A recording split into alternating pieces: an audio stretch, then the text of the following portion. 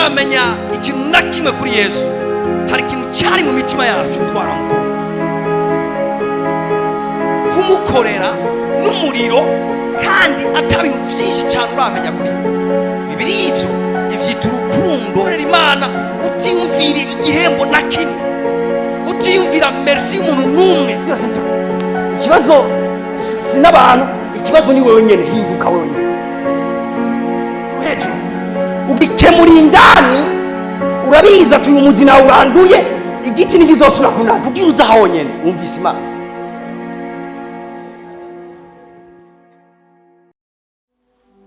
Tugiye dusangira ijambo mwemwe nashize ku mutima uno munsi.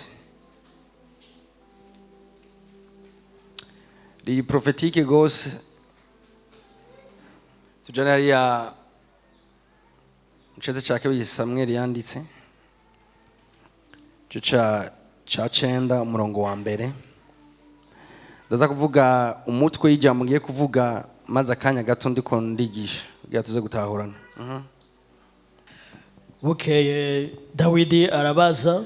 Bukeye Dawidi wawe arabaza ati mbega haragasigarira mu nzu ya Sawuli koba kakiriho? Nari mvuze ngo bukeye Dawidi wawe arabaza ati mbega haragasigarira mu nzu ya Sawuli koba kakiriho? Mvirize ikibazo cha Dawidi. Ati mbega haragasigarira mu nzu ya Sawuli koba kakiriho, kugira ngo ndamugirire neza ku bwa Yonatani. Kugira ngo ako gasigarira ndakagirire neza ku bwa Yonatani. Maze hari umunyarugo wa Sawuli yitwa Ziba.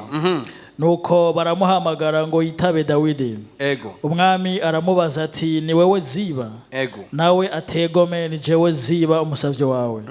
Umwami aramubaza ati mbega mu nzu ya Sawuli ntawoba akiriho ngo ndamugirire neza kubw'Imana? Oh my God. Ziba yishura umwami ati haracariho umwana wa Yonatani amugaye ibirenge. Ati iyi description ya Yonatani ngo haracariho umwana wa Yonatani atavyizigira gifise, amugaye ibirenge.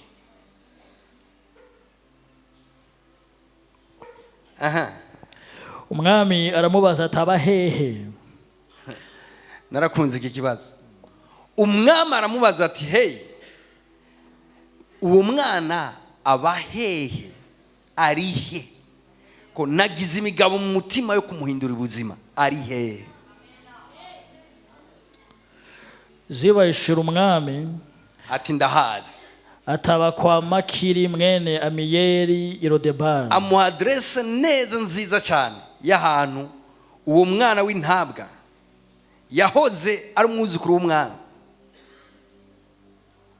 Ati ari ngaha neza neza i Lodebari. Maze umwami Dawidi aratuma baramuzana bamukuye kwa Makiri mwene Amiyeli i Lodebari. Nuko Mefibosheti mwene Yonatani umwuzukuru wa Sawuli arenguka imbere ya Dawidi, akubita inkoro hasi aramwunamira. Shaka wigereza.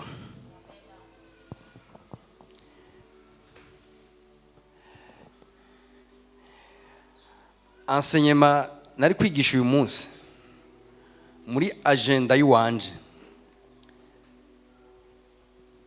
siyo ngiye kwigisha, kuko muri agenda y'Imana hari yindi.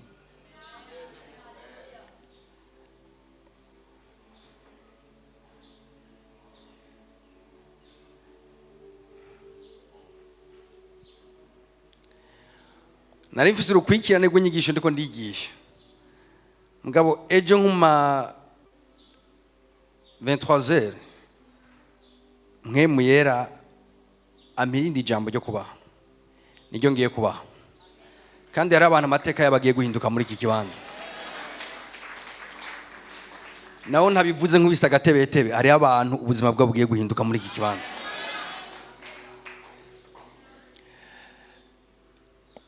Iyi nkuru ni inkuru izwi cyane muri Bibiliya. Tuvuze Sawuli muramuzi, ni umwami wa mbere wa Abisirayeli. tuze Yonatani muramubuzi yari umuhungu wa Sawuli. Amakuru yabo murazi ingene yagenze, ingene bapfuye. Umunsi umwe barapfa kandi bapfira rimwe. Yonatani arapfa na Sawuli arapfa. Mugabo Yonatani yari yarubatse ubucuti bukomeye cyane na Dawidi, bukomeye cyane ku buryo bashizeho mbere n'isezerano. Havuga ati ninaguhemukira nze meri ibi nibi. Bashiraho isezerano rikomeye hagati ya Dawidi na Yonatani. Mbwa mu ruhande rwa se wa Yonatani Sawuli ahagurukana umutima wo kwanka Dawidi mu buryo bukomeye gose. Mbere agerageza kumwica incuro nyinshi. Mugabo ntivyakunda ko ashoboye kumwica. Kubera iki? Kubera ko Yonatani akenshi se wiwe yagize inama yo kwica Dawidi. Yonatani yagenda gahereza amakuru Dawidi, akamubwira ati va ngaho urabandi hantu uza guhungira kuko so papa yagize imigabo yo kukwica.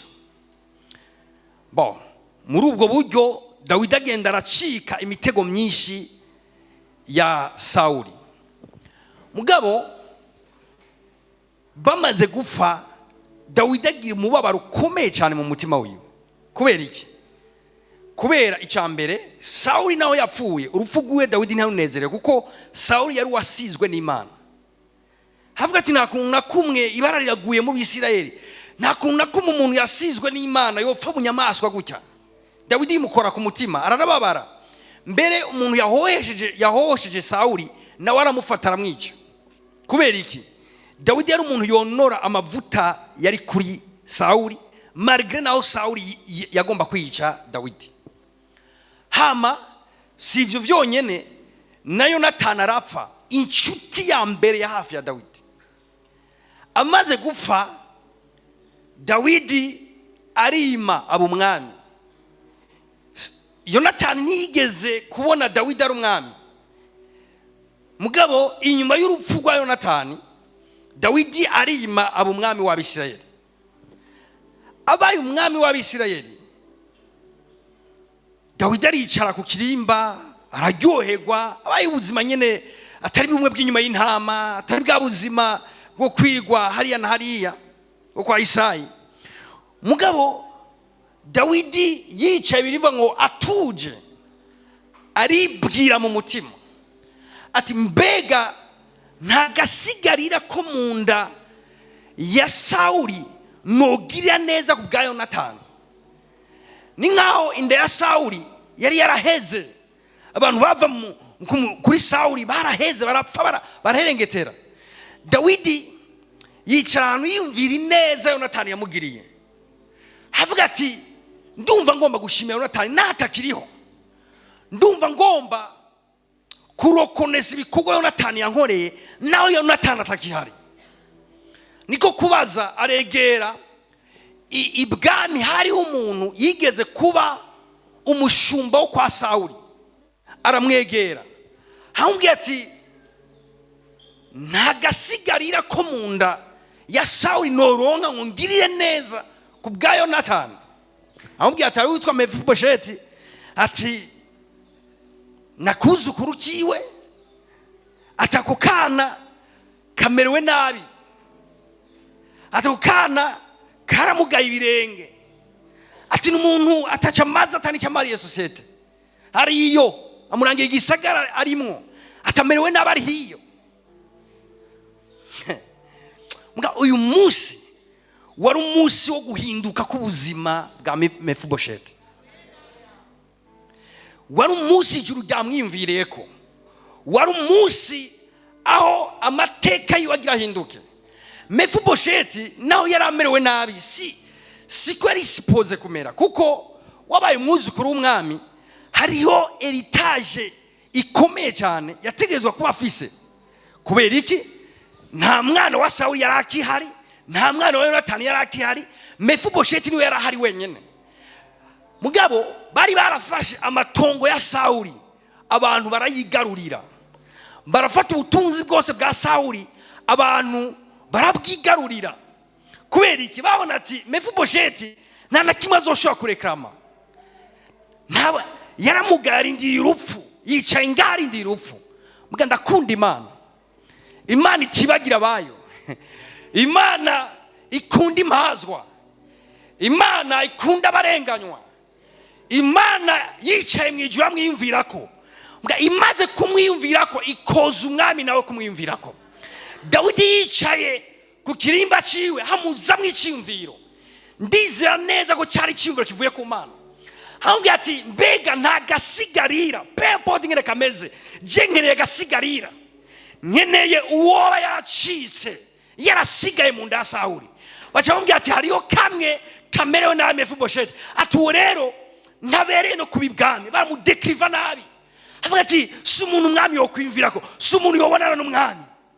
Mugabo Dawidi arabwira ati uwo nyene mugende mu mutori yari hama mumunzanire.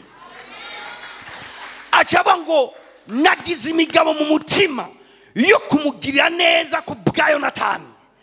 Nta cyiza we yankoreye, mbwa se wiwe yarakinkoreye.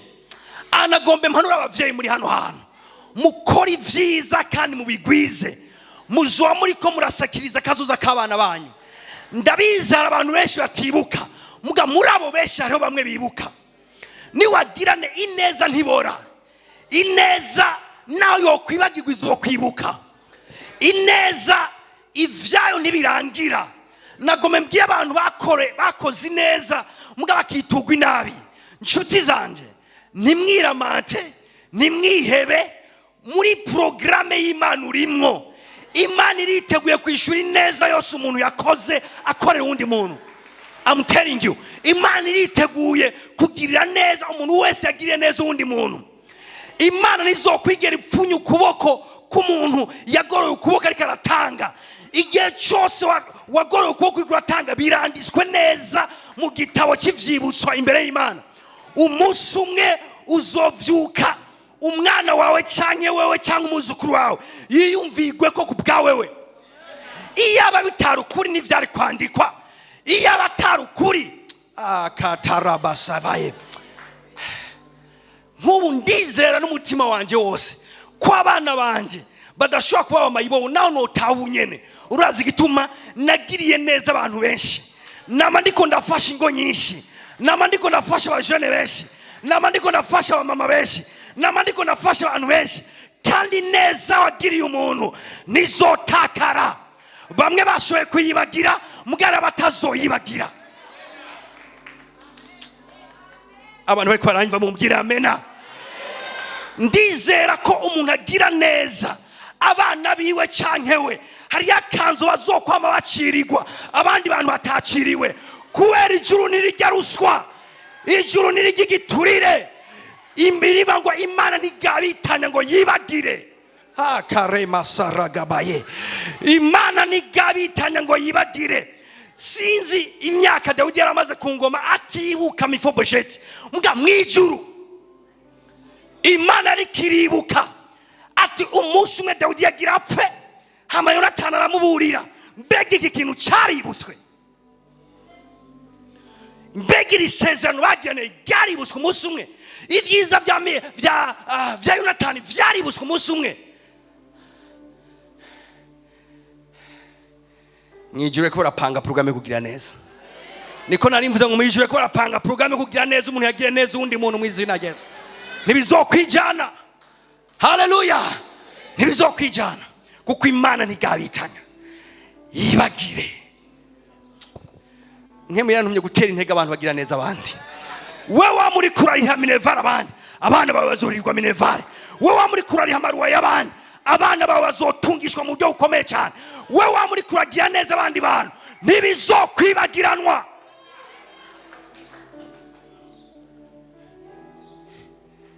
Mwijuru ko barapanga programme yo kugirira neza abantu bagiriye neza abandi. Reka numva ijambo rimbanye rinini. Mwijuru bariko barapanga programme yo kugirira neza abantu bagiriye neza abandi. 2026 ijuru ko yagira programme yo guhezagira, yo guhumugisha abantu bahezagiye abandi.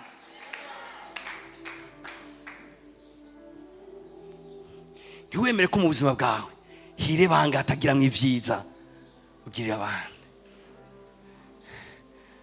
Baririmbyi ntimuzorangiza nabi, ineza mwama mutugirira Imana izoyibuka mwijuru bariko baragira programme yo kubagirira neza. Mwebwe mu vyakira Imana ibahezagire. Ubu ngiye gukariha gose, umuntu yakiriye niwe nzohezagira, utakiriye ndamureke. Amen. Reka ndabahe chance mwijuru weke bategura kubagirira neza.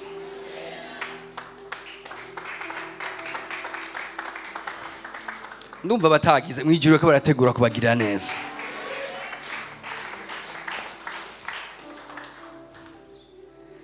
Okay. Dawidi cyumviro kirakorokera muri we ntagasigarira. Nakunze cyane umurongo w'9. Tujane 9. Umwami ahamagaza Ziba, umunyarugo wa Sawuli. Yari umunyarugo wa Sawuli, ati vyari vya Sawuli vyose n'ivyari vyabo mu nzu yiwe bose mbiga. None vyari he? Vyari he? Ivyari vya Sawuli vyari he? Ubutunzi bwa Sawuli bwari he? Navuze ngo abantu bose bakunyaze kubyineza ugirira abandi mu izina rya Yesu, bikugaruke ko mu izina rya Yesu. Amen. Urazi kurondera ibintu ugafuta biriye n'abana bawe ntibabige. Umva ko rasuzugura abadayimoni. Umunsi umwe ijuru ribuka ineza. Haleluya. Ijuru ribuka. Umwami araheza ahamagara Ziba, yari umunyarugo wa Sawuli, ati vyari vya Sawuli vyose n'ivyari vyabo mu nzu yiwe bose, mu yandi majambo ivya Yonatani n'ivyo abandi bana biwe bose mbigabiye mwene shobuja. Kubera ko yamwise mwene shobuja ni kubera ko uyu Ziba yahora ari mushumba wa Sawuli. Aje ngo ndabigabiye inde mwene shobuja. Uyu ni inde? Mefibosheti. Uyu ni Mefibosheti. Ati mubitorokanye vyose. Mumvize ko Imana ishobora guhindura amateka y'umuntu mu mwanya muto. Wamenga vyararenga. Oya je ndiko ndiyumvira nuko ngatana umuntu dufise yo kini ibintu. Nga ndiko ndiyumvira Mefibosheti ari mu gasagara ahantu aba mu nzu y'umukene quelque part. Amuhaye indaro, amucunaguza. Mga amatongo y'abasekuru n'abasekuruza ari ngaho. Ubutunzi bwa Sawuli, imagine umwami ubutunzi bwiwe buri kubujya abandi bantu. Mga Mefibosheti ari quelque part ahantu ateza amaboko ati mungiriye neza. Mga Imana ishimwe se wiwe yari yaragize neza. Haleluya. Se wiwe yari yaragize neza. Hama acamubwira ati hey mumuzanire, ati kandi amatungo mugende ku makonte yose, mugende mu bigega vyose, ikintu cyose cyitwa cya Sawuli, ikintu cyose cyitwa cya Yonatani, muce muhamagara Mefibosheti mubimuhe vyose. Imana ntivyayisavye umwanya munini kugira ihindura ubuzima bwa Mefibosheti. Rero nagombe ninjire muri message yanje. Imana ntibigiye kuyisaba umwanya munini kugira ihindura ubuzima bwawe.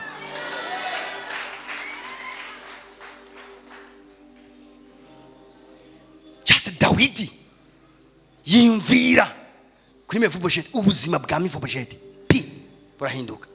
Bandanye gato. Nawe uzuhora umurimira. Umva ni kimuga cyo nkundira Imana ni nziza. Umva irimvira ati nawe ndamuhaye ubutunzi ifuko kumatera imbere. Ati mugabo ndageza abantu bazo ati nawe uzuhora umurimira mwe n'abahungu bawe n'abantu bawe niki mumushikirize imyimbu ntazoje no kwimbura. Gira mugenzi ati wamukora neza ntucobogore.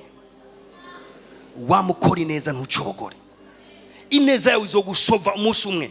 Ineza yawe ishoboye gusova abana bawe umunsi umwe. Ineza yawe ishoboye gusova abuzukuru bawe umunsi umwe. Ineza yawe ishoboye gusova kampani yawe umunsi umwe. Ni iri sifi gusa kwijuru gicara rikavuga ati uyu muntu yigeze kugira neza umuntu.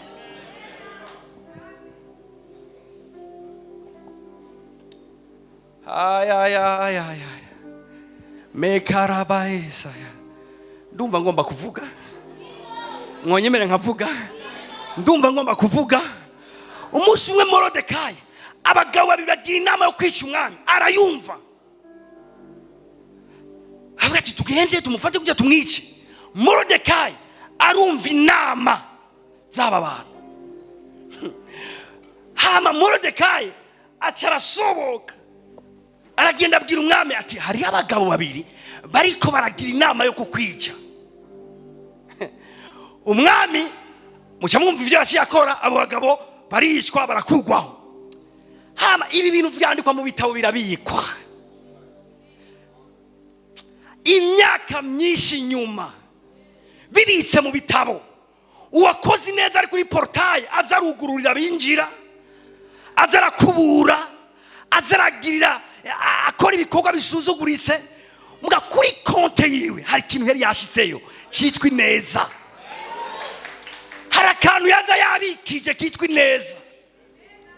Ntiyaja kuyirekama, arihorera. Imyaka 2 irahera, 5 irahera, 10 irahera. Umunsi umwe bikenewe, vuga ati bikenewe. Nagomba nakubwire ngo waragize neza, mu gihe gikwiye uzotabagwa. Igihe bizoba bikenewe uzotabagwa. I know and I know. Igihe bizoba bikwiye uzotabagwa. Wogabura imfuvyi bigatahuko. Wori hamine vara imfuvyi bigataha gutyo. Wogabura umupfakazi bigatahuko. Imana yo bigabitanye. Yitubwiye ngo ntigabitanye ngo yibagire ibikorwa byanyu. Okay, igihe kirarengana. Umunsi umwe haduka challenge ikomeye cyane mu Bayuda. Havuga ati bagomba babice bose bagire nabi uhereye kuri Morodekayi. Mbere we n'igiti cyo kubambwa ko cyari cyashinzwe. Mga umunsi umwe ajyanye bikenewe. Ijuru ryari korera mwiyumvira. Ati umuntu agira abambwe si wa wundi yatuma umwami adafa. Uyu muntu agombe yicwe si wa wundi yatabara uwundi. Keremosia. Hati umuntu ubuzima bwe bugombe bugende nigeze gusova ubwundi muntu. Nimba warasovye ubuzima bw'umuntu ubwo abantu bizogenda vyoroshe. Narimvuze ngo nimba warigeze gusova ubuzima bw'umuntu kanaka ubwo abantu bizogenda vyoroshe. Kuko ico kintu kiranditswe mu bitabo vy'ivyibutso mwijuru. Mu rugo kwa Amani n'umwami bariko bariyumvira ingene bica Abayuda bose. Ikompri Morodekayi imbere bamubamvye. Muga mwijuru naho bariko barazingura ibitabo vy'ivyibutso. Bacabagwa ku nkuru batuye umugabo yo yarigeze gutabara umwami, yarigeze kugira neza umwami. Ijuru cyari ku message ajyanye umwami hamuza mwiciyumviro ngo genda mu bitabo vy'ivyibutso urabi vyakozwe. Umwami aragenda arazingurura hari hakozwe ibintu byinshi. Muga ageze guca Morodekayi kuko hari hageze kwijuri mutabara. Acara bisoma. Abisomye Imana ikiravyamplifya. Ndavuze ngo Imana yamplifye ivyo wakoze mu izina rya Yesu Kristo. Imana yamplifye neza bagiriye abantu. Imana ikiravyamplifya mu mutima w'umwami. Kandi no gashirako ivyamplifye mu mutima w'abami. Ivyamplifye mu mitima y'abantu. Umwami ati itarekega nari gupfa. None ko ntapfuye. Ati ni Morodekayi yabigize. Ati nimuze urgence. Mbega uyu muntu yoba yaragiriwe neza ku by'iki kintu. Ivyete biriko birasirikira ko agomba bambwe. Ati mbega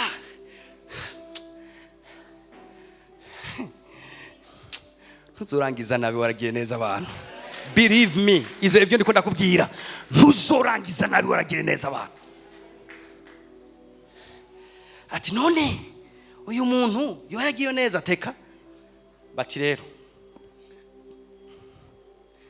mugende mu mbarize.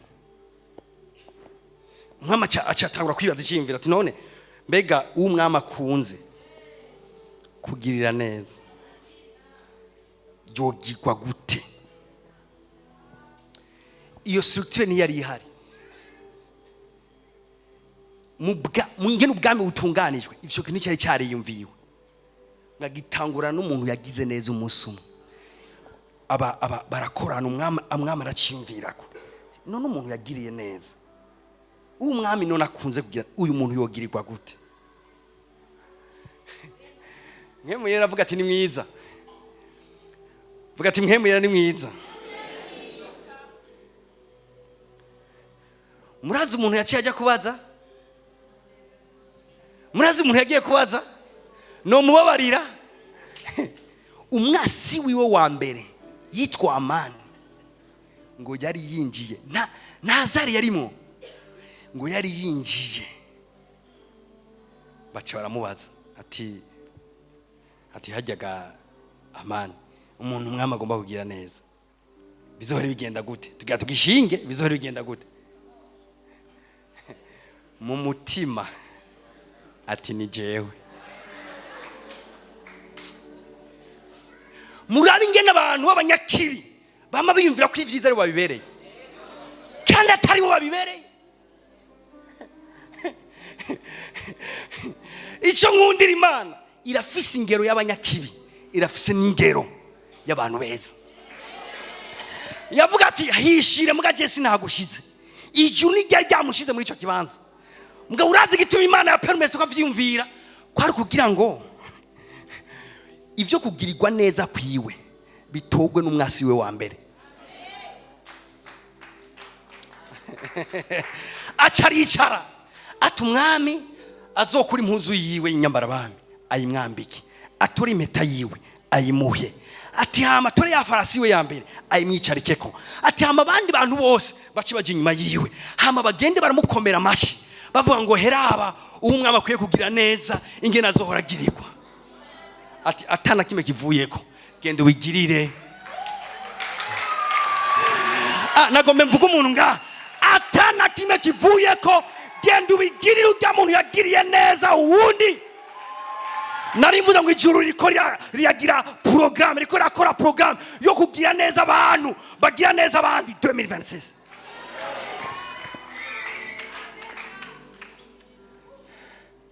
Nta neza yijana, nta neza yijana, vyoteba muga igihe gikwiye gishitse biribukwa. Nta neza yijana, nta neza yijana.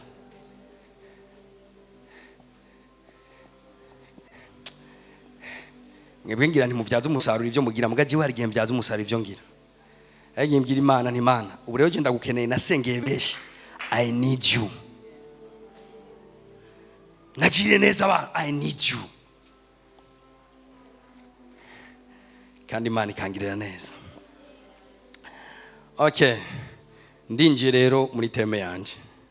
Sinayibwinjire abami ba kabiri igice cy'indwi umurongo wa mbere.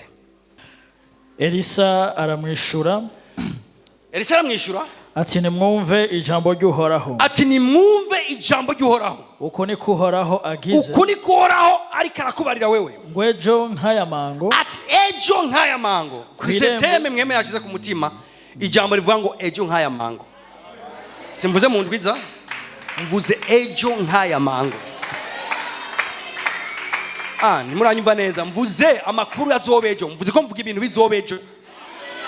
Kandi reka nabivuge neza, ndiko mvuga ejo kuwa mbere, ejo nk'aya mango, ejo kuwa mbere. Ejo kuwa mbere hari abantu bazotabagwa muri rishengero. Ndizera ko Imana itoma ijambo ryo gufyinisha abantu. Ejo nk'aya mango ubuzima bw'abantu buzoriko barahinduka hano hantu. Ejo nk'aya mango. Banza usomere gatonyi. Ejo nk'aya mango. Ejo igihe cy'isaha 5 2:3 kwirembo ry'Isamariya. Ingero y'ifu igogoretse. Mekatele Mesia. Ingero y'ifu igogoretse neza. Izogugwa shekeri imwe. Kandi n'ingero zibiri za sayiri zizogugwa shekeri imwe nyene. urakoze cyane. Kimwe mu bintu byantangaje ejo ndiko ndasengera ikonero, mwe mirambwira ngo genda ubwire abantu banje ngo ejo nkaya mango. Ndavuga ati mwe muya kwintu biteye ubwoba kubwira abantu makuru y'ivyejo, kuvuga ibizoba ejo ata bintu mpaye gutya biboneka. Ambwira ngo genda ubabwire ejo nkaya mango, hari ibintu bizoba ejo nkaya mango. Now muri uko kurimbura niko kugaruka muri iyi nkuru, numva mwemu yera yahaye ubushobozi muri jewe ndababwira inkuru ingene yari imeze. Inyuma yuko haba inzara ikomeye cyane mu gihugu, haba ibintu bidasanzwe, imigezi iruma, imirima iruma, ibintu bitangaje biraba gushika abantu batangura kujyana umuvugishwa n'Imana. Haskevedia nagomba kubwira ngo ikintu gihindura ubuzima bw'umuntu si bikogwa ubwa mbere. Ikintu gihindura ubuzima bw'umuntu ni ijambo ry'umuvugishwa. Iyi situation yumye ipfuye ni igiki cyari gushobora kuyihindura ijoro rimwe, ni igiki cyari gushobora kuremera Abisirayeli ibindi bihe ijoro rimwe. Vyasaba ko Imana ivuga, vyasaba ko umuvugishwa n'Imana ahabwa ijambo akugurura umunwa akavuga ibizobejo.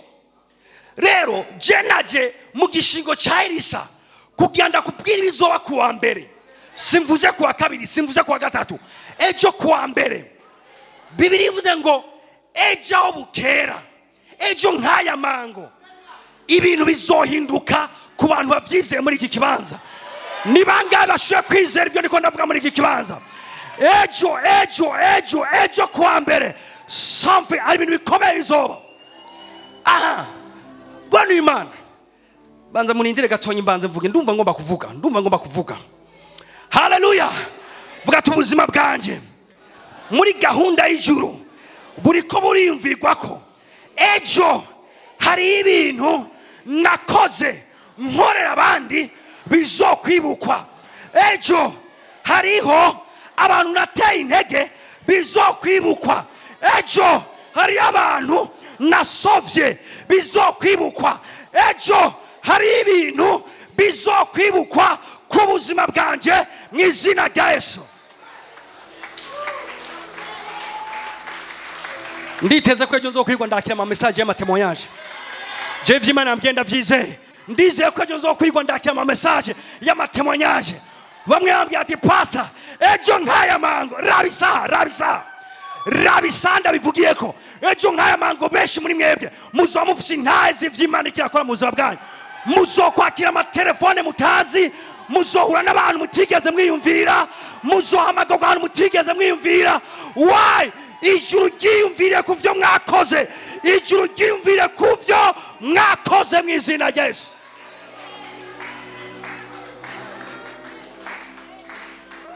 Muri programe y'isi abantu bariko barajyana inzara y'inyinshi, mbwa muri programe y'ijuru bariko barategura kugira neza ihanga ryose rya Isirayeli.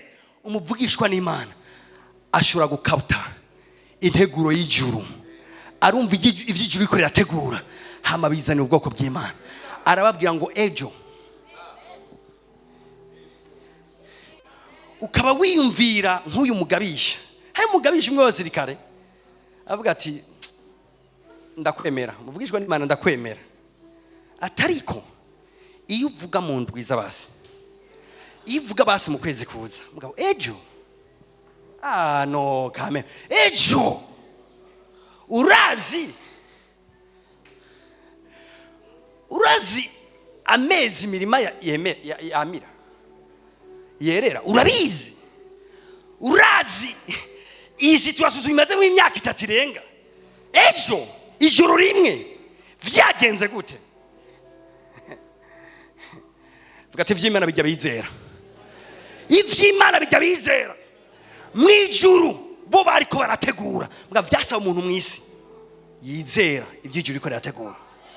Vyasaba umuntu yakira ijambo umuvugishwa n'Imana azanye akava. Abisirayeli benshi bacha bavuga ati ejo Imana izoduhindurira ibi, ejo imana izoduhe avamwo umwe avuga ati nawe no jewe nibambwire mu mpera z'ukwezi nzovyemera, je nibambwire mu ntango z'umwaka uza nzovyemera. Kameme imana tuyi umwanya. Nindi yakubwiye ko imana ikeneye umwanya? Nindi yakubeshe ko imana ikeneye umwanya wo gukora ibintu? Imana ni imana itaganzwa n'ibihe, ni imana itari mu mwanya, ni imana idakeneye imyaka kugira ihindura ubuzima bw'abantu. Ndakubaza ikibazo, Mefibesheti imana vyayisavye imyaka ingahe kugira ihindura amateka yiwe? Ijoro rimwe. Umwami yararyamye, ishimviro kimuzamwo ati ntagasigarira. Mbega ivyo yakoze kuri Mefibesheti niyo bikora mu nzu yawe, niyo bikora ku buzima bwawe. Believe in God. Izera imana. Hallelujah. Ejo iyo mbwira kera ejo nanjye najya kuguchallenginga, apana higa ejo. Ejo musi umwe sengera umuntu ari ku gitanda ciwe agwaye amerewe nabi, hama meje kumusengera avuga ngo amen, ngo urakoze. Nabwira none ushimiye iki? Haguruka ugende. Sishe gusigaho, haguruka ugende. Wewe urakoze kusengeye, je sinaje kurondera urakoze, naje ukire, naje kugufasha gukira. Ndamufata ukuboko ntihaguruka. Ahagurutse yumva arakomeye, atambutse yumva birakunda. Imana ikorana apana n'abantu bavuga ngo mana urakoze kuduhaye ijambo. Muga abantu batangura gusuzuma ivyo Imana ikakora mu buzima bwabo. Abantu batangura kuraba ko Imana yatubwiye ibi, mbega ikikora iki? Askerakata Imana yavuze, muga abaza kwakira ivyo yavuze n'abantu bahera umwanya nyene batangura gusuzuma gushikejo nkaya mango ibizoba bikorera mu buzima bwabo. Nariko nababo something big bizoba, ibintu bikomeye bizoba mu buzima bwanyu, ibintu bidasanzwe bizoba mu buzima bwanyu. Nagombe felicite abantu bafite amakontra bazosinya ejo, nagombe felicite abantu bafite amaprograma akomeye bazofata ejo, nagombe asketanabaya ejo n'umwanya w'impinduka kuri ino shengero. Niki ibintu bidasanzwe bizonyiganga mu buzima bwacu. Ati pasa vyoshoboka gute ukagira situation biseri barimwe niyo yari yoroshe gusumba irimwe wewe? Canke Imana tuvuga uyizi kuri televiziyo wewe? Uyizi mu kanwa k'abandi bantu? Urayizi nka wewe?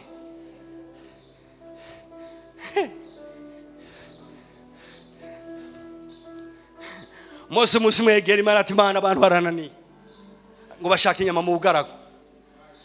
Ati urabona nanjye ndakubwira abantu bawe ntibumva muri ubugaragu inyama zova he?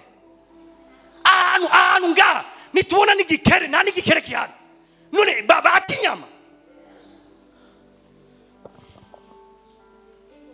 Imana hagukondana na Israeli ikikondana Mose. Ati Mose wewe wiyumvira ko ukuboko kwanje ari kugufi, atahubwo mbere abisirayeli baranyizera kugusumbya wewe. Barizera ko mu bugaragu ageno bahinga, barizera ko ageno bahinga muri ubugaragu. Ati Mose genda ubabwire ejo. Ketaraba niyabaye isango. Imana nikeneye kubanza kuja guhiga kugira ugire neza, ibabwira ngo ejo baze bazinduke. Bazindutse basanze inkware. Umva vyabaye ibintu bigenda gukya byose vyase amababa vyase ko biguruka. Imana yabwiye ati yora byose mugende mujye makazi baduhire. Ambwiye ati nzobaha inyama bazije gushika batazosubira kuzishaka. This is our God. Narivuze ngo iyi ni Imana yacu, iri bikugaburira mu izina rya Yesu, iri bigucirinzira mu izina rya Yesu, iri bigutangaze apana higa ejo. Mugabo ejo nkaya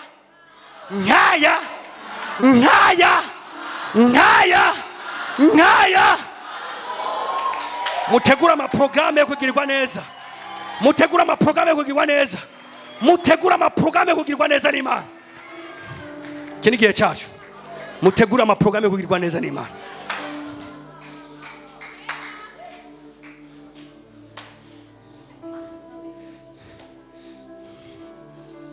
Ico nibaza ko naje kugufasha nukukubwira ivyijuru biko riyumvira kuri wewe cyonyene, nukukubwira ibiriko biriyumvirwa.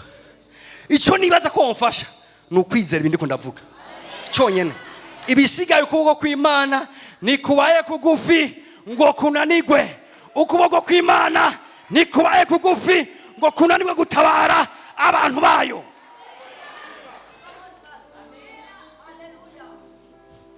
Amweke tuba tuzi Imana, amweke tuba turirimba Imana tutazi, amweke tuba tuvuga Imana tudatahura. God, a big God, Imana hambaye ikomeye. Iganza mugeza mubwira ati Imana yanjye shahira ateye ubwoba. Imana yanjye shahira ateye ubwoba. Ivyo iri kiravuga no kubikora izobikora, ivyo iri kiravuga no kubishiza izobishitsa, ivyo iri kiravuga nikeneye imfashanyo y'umuntu n'umwe. Birasohoye. Ngwino. Bagwe mikrofone.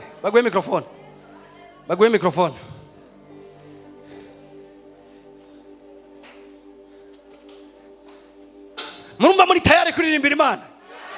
Iyi ndirimbo tugomba tuvuga ivyizigiro byacu mu izina rya Yesu. Hari igihe cyo guhabwa amasezerano, ngani igihe cyo kwinjira muri amasezerano. Hari igihe cyo kubwirwa ivyo Imana igiye gukora, hari igihe cyo gukora ivyo yavuze. Iki ni igihe cy'uko Imana igiye gukora ivyo yavuze mu izina rya Yesu. Ndavuze ngo umwaka wawe ugiye gutandukana n'ingene watanguye, ugiye kurangiza mu bwiza bwo hejuru mu izina rya Yesu Kristo. Haleluya. Jewe navuye nsanga murazi yuko mu mpera z'umwaka bamuritegura, mu mpera z'umwaka abadayimoni bariko barakora akanyuma. Abo bibagiye kwica babica mu mpera z'umwaka, abo bibagiye kugira nabi babagira nabi mu mpera z'umwaka, abo bibagiye kubabaza bati uyu muntu yari kuri programu, uyu yari kuri programu, irasiye yuko mu mutuntuje kubita ikintu hariya umwaka cyawumara ifrise. Mu majambo make bariko barakrotira ibikorwa bihaye umwaka ugitangura. Ama companies atandukanye aha muri iki gisagara bariko bariruka kugira barangize neza kandi bashimishije abo bakorera.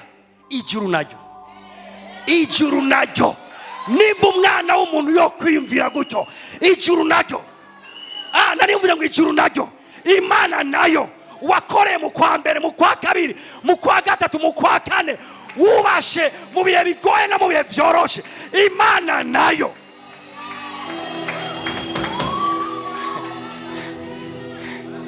ni itariki iritegura kunezereza abantu bayo. Wibaza ko ari programu ifise yo kugufisira wewe, wibaza ko ari programu ifise yo kugutunuza wewe. Erasohoye. Yesaya 43 umurongo wa 19 hava ngo ngira nkore ikintu gisha. Imana yashoye kudesida umunsi kanaka gukora ikintu gisha kandi kabimenyesha avaye kugikora. Ntibitanguranye na twebwe. Imana yashoye kumenyesha ko igiye guhindura ibintu itarana bihindura. Ngira nkore ikintu gisha ko kigira giseruke ubu. Akaniko nakunze. Ryari now, ryari ubu. Mbega ntimuzokimenya nzocinzira no mu bugaragwa. Abantu bari mu bugaragwa muvuge amena. Igihe cyanyu kirashitse ngo azocinzira no mu bugaragwa, atari inzira gusa ngo azotembesha n'inzuzi ahagaduza.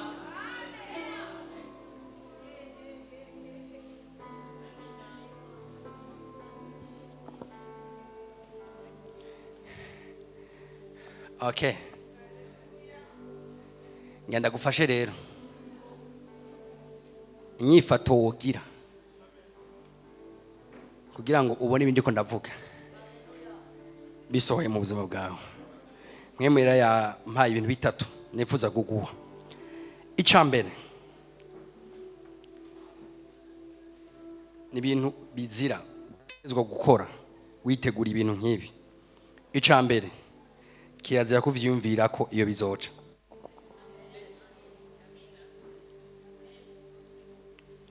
Banu Imana kenshi imvugo yo kwizera ntitahugwa n'ubwenge bwacu.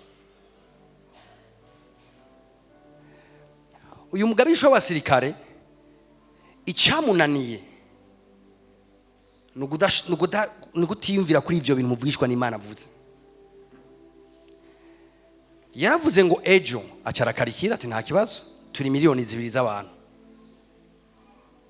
twese turishwe n'inzara, imvura imaze igihe kingana gukitagwa, none ahejo twese twojya tugahaga.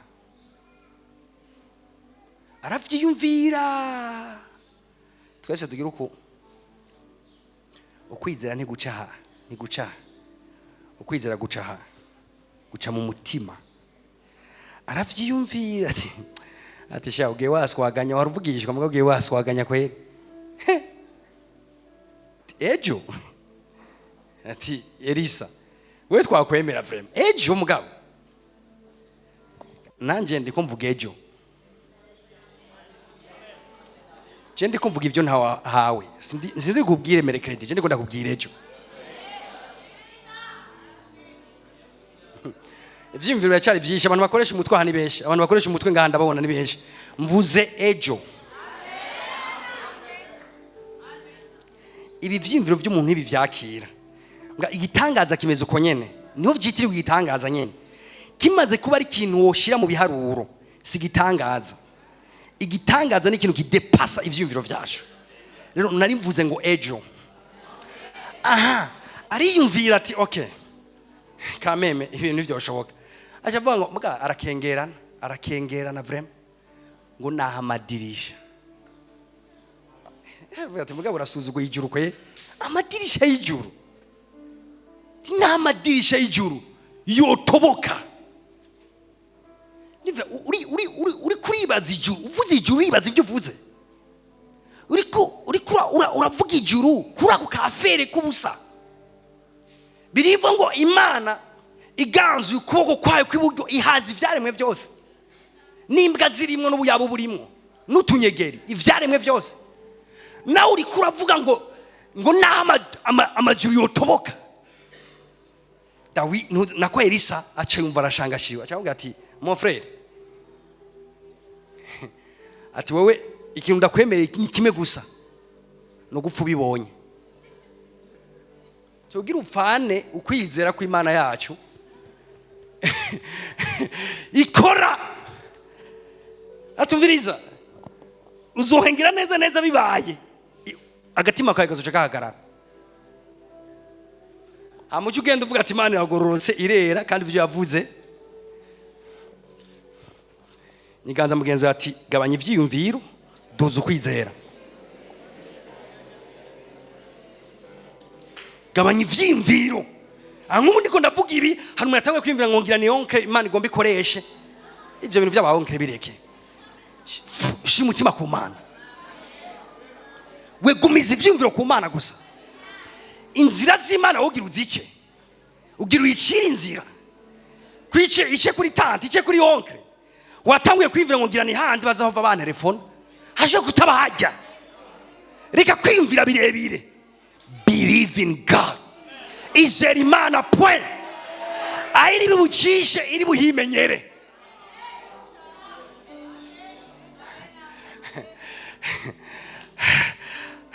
Vuga ati vyimviro vyanje sindagukeneye kuparticipa muri iki gikorwa.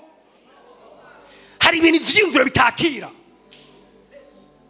Hari ibintu udashoboye gushira mu mutwe ngo bikunde. Kimwe muri ivyo ni jare y'ibintu nk'ibi ndiko ndavuga, ibintu bidafata umwanya. Hari ibitangaza vy'ikibiriraho, hari ibitangaza vyihuta, hari ibintu Imana ikora. Imana ishaka kubwira ngo nzokugira neza mu myaka 5, mbwira ashaka kubwira ati nzokugirira neza ejo. None Imana yogira neza mu myaka 5 nishoye kugira neza ejo habukera. Rero bikeneye ikintu kimwe gusa, kutavyumvirako, kuko kuvyumvirako bizana gukekeranya. Gukekeranya bica byinshi gitangaza.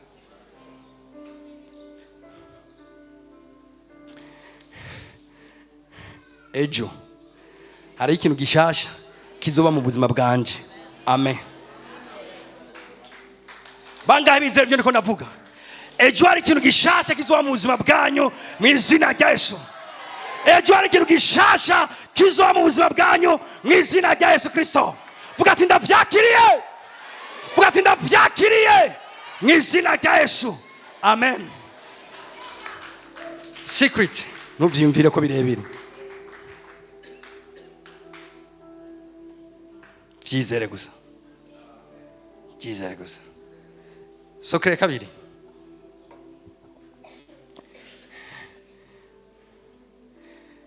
nemeza ko kirazira kugira iki, kuvyiyumvira. Cya kabiri, kirazira canke nturabe ubunini bw'icyo kintu, nturabe ubunini bw'iyo situation urimo, nturabe ubunini bw'iyo situation urimo. Bano Imana rimwe na rimwe hari igihe tuminimiza Imana yacu, hari igihe tuminimiza Imana yacu. Ibi bintu twimvira ko bihambaye ni kuri twebwe, kuri yo ntibikomeye, birasanzwe. Ibintu twimvira ko biri too high, birenze cyane, ari byo hejuru rwose, ibi birasanzwe cyane. Alors ikintu cya mbere ngomba uremereze Imana mu mutima wawe, pa ikibazo uremereze Imana gusumba uko ikibazo kiremereye mu mutima wawe. Wuzure ubunini bw'Imana gusumba uko iyo situation ubona ari nini. Wuzure ugukomera kwayo gusumba uko uwo muntu ubona akomeye. Nturabo ubunini bwayo. Nivyo Imana yabwiye Ezekiel, yamutwaye mu kiyaya cy'amagufa yumye, iramubaza ngo mwana w'umuntu, mwana w'umuntu, aya magufa yoba mazima? Apana mu myaka 10 now, aya magufa yoba mazima? Vyasaba icyambere kutavyumvirako. Icya kabiri, vyasaba kudashira umutima kukungena ayo magufa yumye ningena ngana. Achavuga ngo Mana niwe wobimenya. Imana toya sije no bimenya, ndiko mbaza wewe, aya magufa yoba mazima?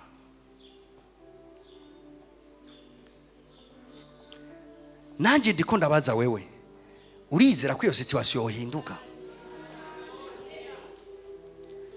Urizera ko iyo situation yohinduka?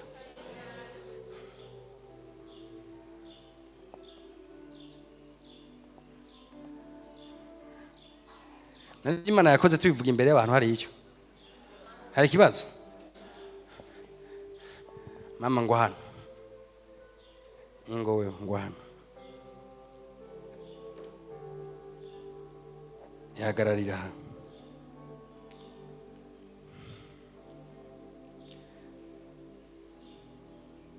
Umunsi profeta aza ngaha wari wasenze amasengesho ya gute? Wari waje kwisengera? Wari wasenga haje muri jaride? Niyo wakoraniye? Niyo wari kurasengera gutya? Litaratangura. Okay. Turi abantu bari ngaha.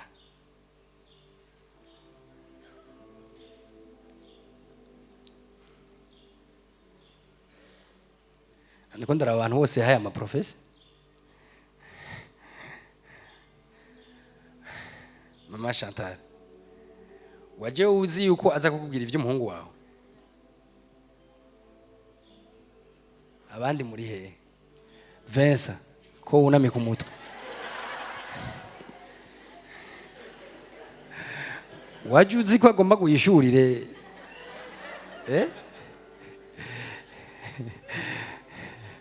abandi muri ye kumunyegeza. Mwaje mubizi? Mwijuru murazi ko byari byateguwe? Murazi ko byari byateguwe mwijuru? Urazi icyo yakoze? Yasomye muri agenda y'Imana. Hamacara ababwira ibintu Imana yari yaplanifiye kubakorera mwe mutari muzi. Bigiye.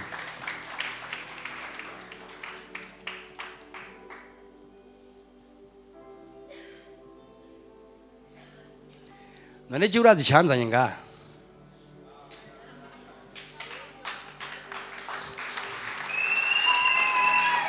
murazi cyanzanye ngaha naje kubabwira ivy'Imana yiyumvira kuri AMC.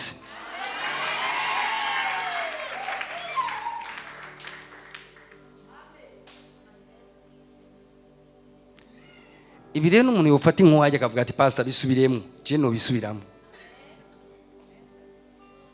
Naje kubabwira icyo Imana ikiriyumvira ejo.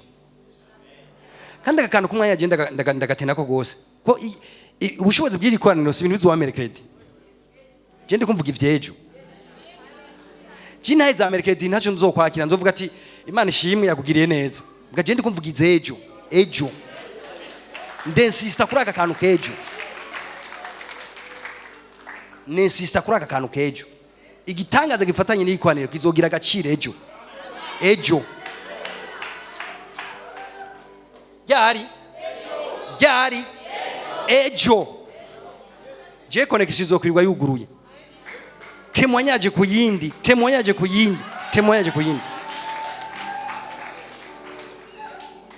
Hari habagabisha. Imwemu ya wa mugabisha ndayibona mu bantu bamwe bari ngaha. Ndayibona imwemu ya wa mugabisha.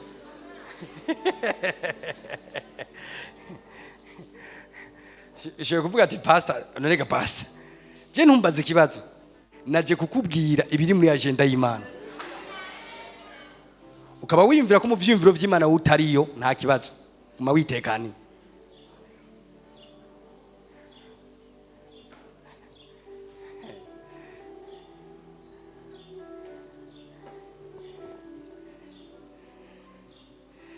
Nturabe ubunini bw'ikibazo.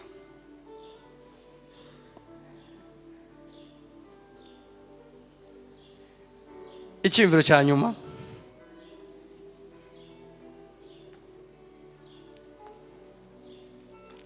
nturabe igihe bimaze.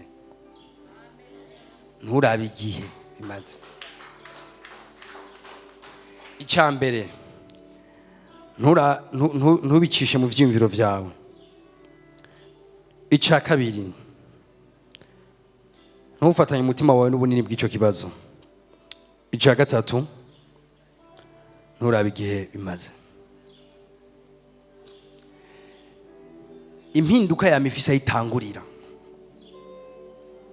Itangura umunsi umwe. Itangura isaha imwe. Ndabaze Sara yibungenza hashi imyaka ingahe? Afite imyaka ingahe? 90 ningahe? 99. Ikibazo yamaranye imyaka 99 ijoro rimwe niho cyahinduka. Ijoro rimwe niho cyahinduka. Ega ntiyumvire ngo mu myaka 99 Imana ariko irakora igitangaza muri Sara. Rijya joro nyene yasamye ni Imana yaziburuye inda yiwe.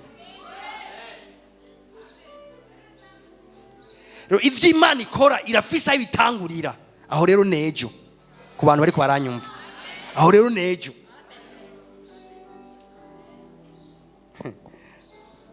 Ndababwire muzoba siripri ndabibabariye. Umuntu yicare ku kidengeri 38 araho. 38 araho. Yesu arahaca. Igihe ryari kurira mwiyumvirako. Ahageze amubaza ikibazo ngo uragomba gukira. Atangura kwiyumvira ibintu birebire ngo urumva ngo nabuze abantu bantererayo. Hano bagutererayo. Mu rutonde rw'Abimana yateguye kugira neza uyu munsi ni wewe. Kandi simpagice mu nzira zari zisanzwe zaraciwe. Bati ndakubajije ikibazo uragomba gukira. Ati turumva kenshi barantangayo. Baragutanga. Ati ngira ndacyagira kujya tesanga winjiye yamaze kwinjira. Ikibazo uragomba gukira wi uno. Insiguro ntayo nkeneye wi uno. Igihe avuga ati wi niwe yese avuga ati ikoreye ikirago cyawe genda. Ikibazo cy'imyaka 38 amasegonda makenya yarakirangije. Ubutinyanka bw'imyaka 12 y'imyaka 12 umunota umwe gusa yimviriye ndamukoreko ubwo nyene.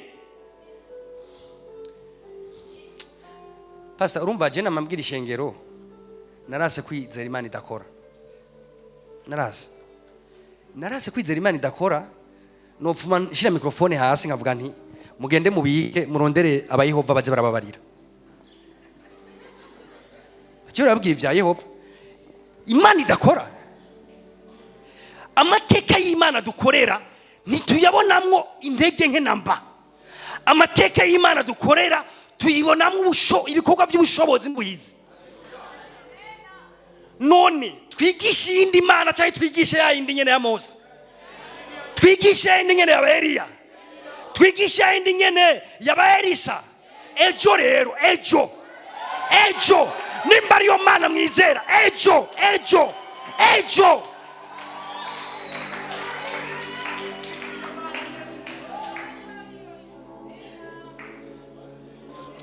oya niga nyene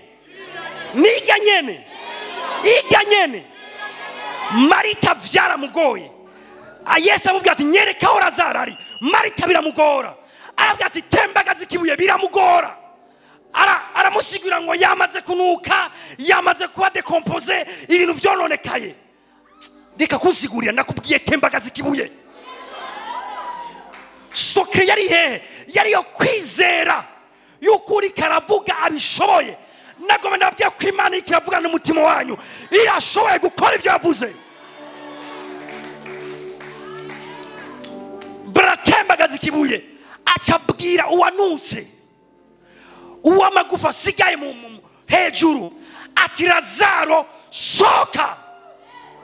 Yasohotse ntiyasohotse? Oya tuvugana ukuri, yasohotse ntiyasohotse? Igamana murizira ko ikiri ya yindi nyene wiuno nimbikiriga nyene muvuge muti amena. Nagome ndabwire ngo ejo aho bukera abizera ibigirwamana baravyizera, abizera ibikoko baravyizera. Nga abantu twizera Imana yo mwijuru nababwiye ngo tuyizere n'umutima wacu wose. Ejo aho bukera something big is happen. Isa tuvugana hari ikintu cyatanguye kuba.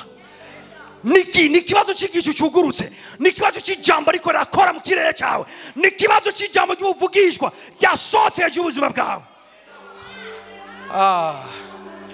Nuvu menga no sorry ijambo ry'ubuvugishwa kuri wewe. Ndabona ukuboko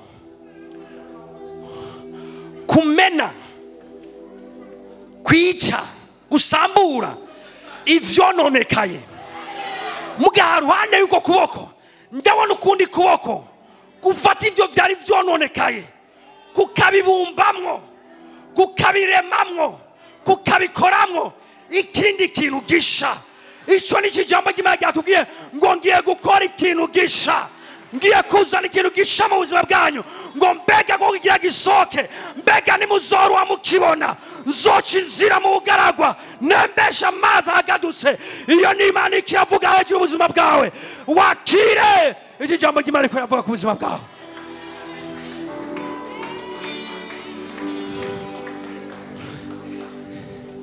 Imana yacu si Imana itora ikiremo c'impuzu shasha wikimadike ku mpuzu ishaje, iravyica, irabisambura, hama ikubaka bishasha. Nivyo yigishije Yeremiya ku nzu y'umubumvyi. Yamutwaye ku nzu y'umubumvyi imwereka umubumvyi ariko arabumba. Ico ariko arabumba cononekare mu maboko yiwe. Hama icamubwira ngo kimene, sambura. Hama acabona ukundi koko kuriko kurabumba ikindi kintu kandi gisa nk'uko Imana igomba, nk'icyari mu vyimviro vy'Imana. Ndavanga ubuzima bwawe bwononekaye sibwo muri mu vyimviro vy'Imana. Desine yawe yononekaye siri mu vyimviro vy'Imana. Hari umugambi w'Imana wuzuye utunganye umeze neza.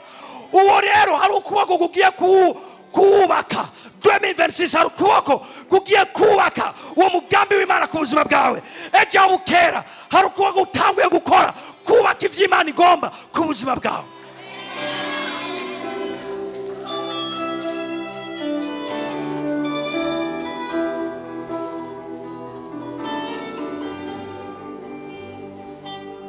Imana byayisabye igihe kingana gute?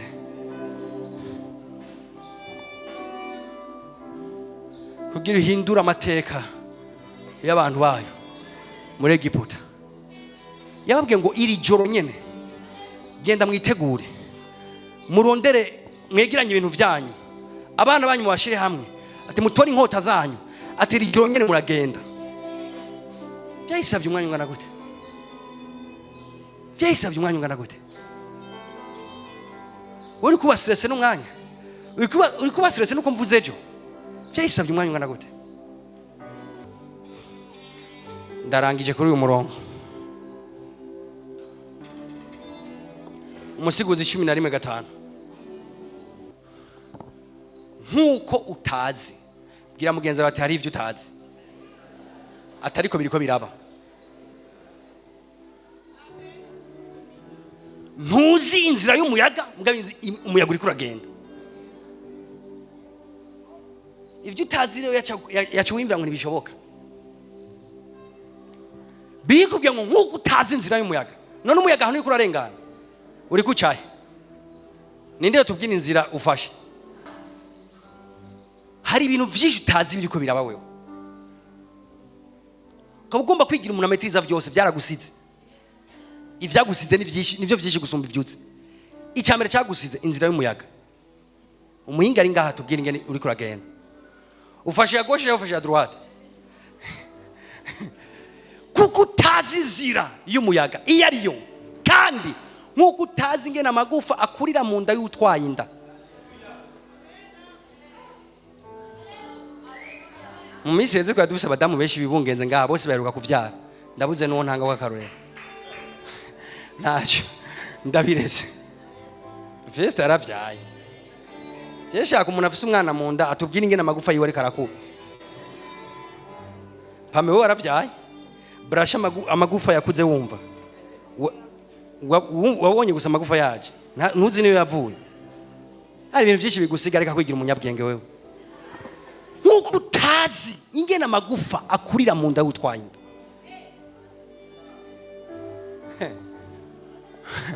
Ngo kandi nkuko utazi ingene amagufa akurira mu nda y'utwaye inda. Uko surinya ha.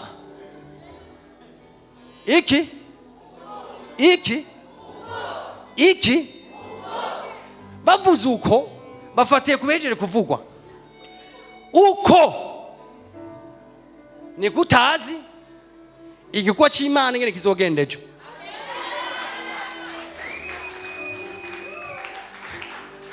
Ukaba ugomba kubimenya.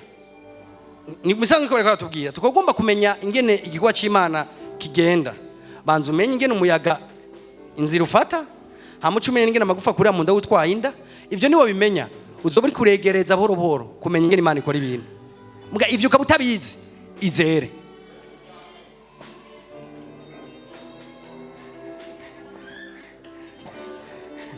Hari ibintu byinshi bigusiga, n'ibikorwa by'Imana biragusiga brother. Okay, wowe igihe wavyuka watanguje ukuguru kubuhe mu gutambuka? Nakuzi nirihe jisho ryatanguye kuguruka, watanguye gutwenga sangapi? Ivyo byose ni ibintu utazi wewe, byabaye. Nimaguruke mwakira ibitangaza vyanyu vyejo.